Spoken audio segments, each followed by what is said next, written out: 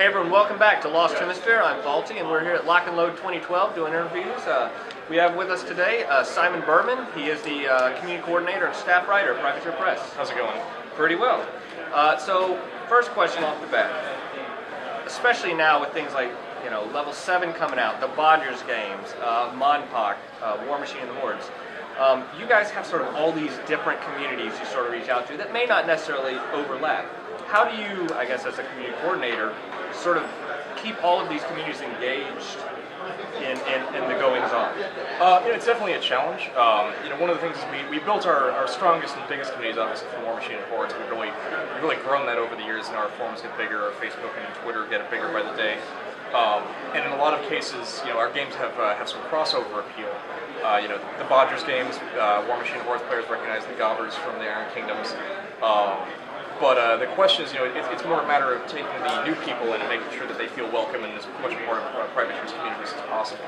So, I think this summer we're going to be having a lot of new board game players who are coming in, checking out things like the Bodgers, Level 7, and stuff like that. So the question is just, we have different parts of the forum, which is the best place for our audience to interact and talk with not just each other, but the staff.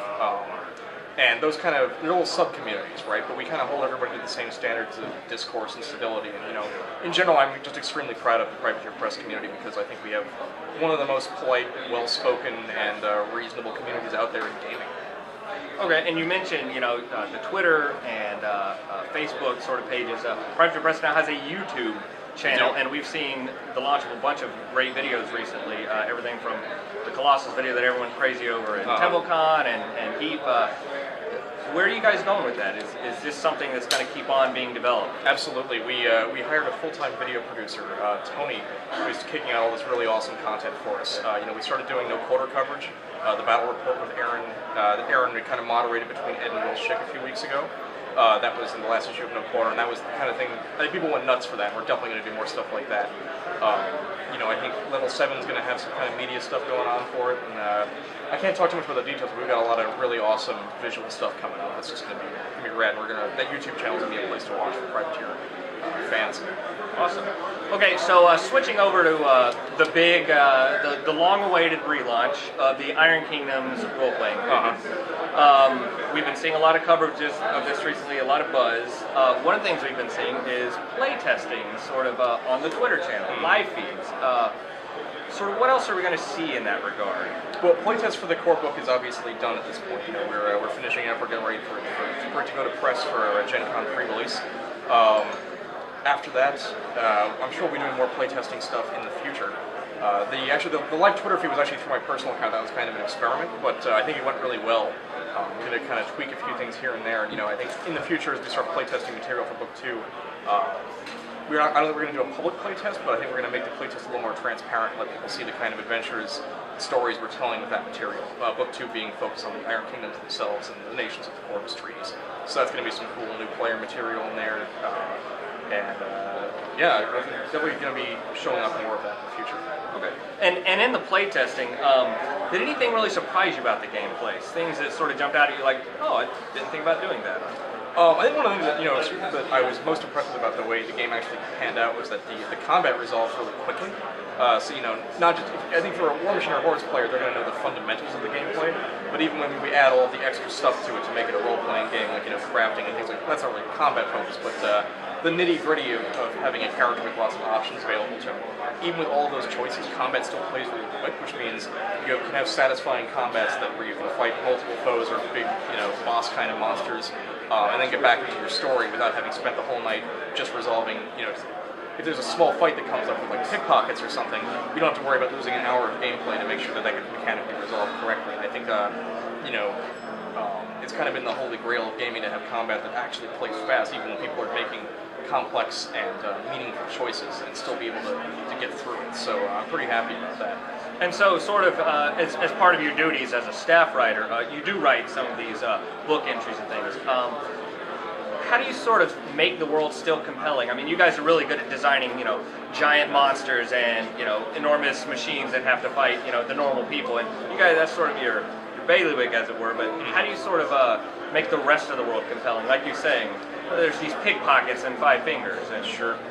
Well, when it comes to model entries, we kind of, if it's a brand new model, something nobody's ever seen before, like a Colossal, we have a lot of room to maneuver in there and kind of make sure that the story almost writes itself in those cases. But when we're doing things like unit attachments, where we've already talked a lot about the unit and things like that, like a Winter Guard Rocketeer, we can focus on the items he's got and the kind of the history of what went into making those, or the arms warfare that spurred the innovation that made this guy a part of the unit.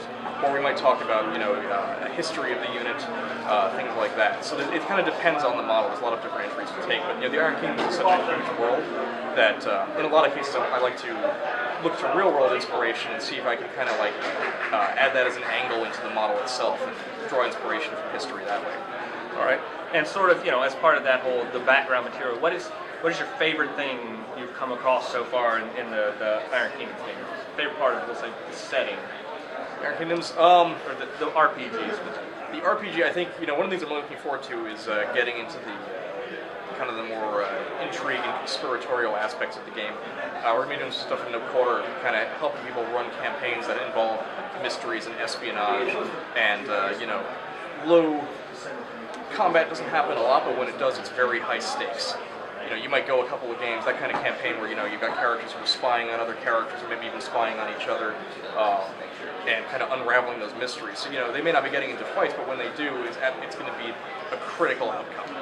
And that's just the kind of gaming I personally enjoy. I do, don't get me wrong, I like some hack and slash too, but if I've got a good juicy mystery to sink my teeth into and a character who has some political machinations to get involved with, that's when I'm happiest. So we'll definitely be doing some stuff like that in No Quarter and other places coming up. I'm pretty excited about that. Excellent. Well, last question. Sure. War Machine Colossals, what was your favorite unit entry? Hyperion. I was actually kind of bringing back to what I was talking about the history earlier.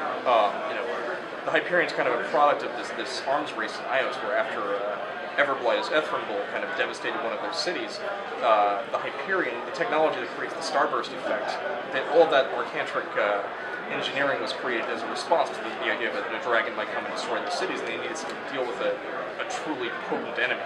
And it's kind of, there's some parallels to the Manhattan Project and Oppenheimer.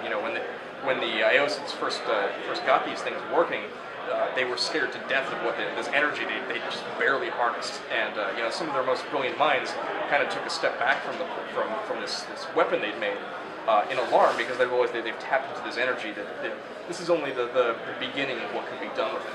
And at first they were strictly forbidden to be used within Ios, and it was only during the War of Houses that they were first used against Iosans, and the horror of that was really quite profound for the elves. So I just think it's got a great backstory, and I was really excited to have a part of making that seem real.